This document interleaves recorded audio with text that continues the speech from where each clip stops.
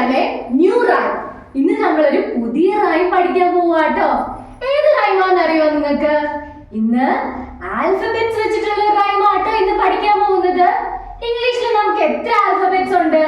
ആർക്കെങ്കിലും അറിയുമോ? ഞാൻ പറഞ്ഞു തരട്ടെ. 26 ആൽഫബറ്റ്സ് ഉണ്ട് കേട്ടോ ഇംഗ്ലീഷില്.